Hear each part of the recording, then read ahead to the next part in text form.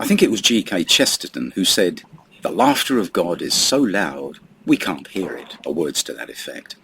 The idea being that something can be so real and significant that it goes off the chart. It doesn't register. We need a new scale. I read that there are 300 spectra of light, but we only see one of those. The risen Jesus was mistaken for the gardener by Mary. How could this be?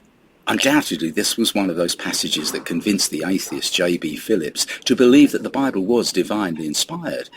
After all, who would make up such a scene about the returning hero of the story? He would return in pomp and majesty if it was made up. But Jesus appears in a garden and is mistaken for the gardener. Think of it. If Jesus hadn't addressed Mary, she would have returned to the gloomy disciples with nothing but a story about the tomb having been robbed and a suspicious gardener hanging around. No doubt they would have all groaned and sunk deeper into despair. But God spoke. Give us ears to hear, O Lord. The sound of thunder is God's chariots. Now the problem seems to be that Mary wasn't expecting the unexpected. Only the prophet Elisha expected the chariots on the hilltops, and Hagar was resigned to dying in the wilderness. And Mary was so filled with sorrow that she thought the presence of Jesus was an unwelcome intrusion. Imagine it. God answers our prayer and we virtually say, "Go away, I haven't time."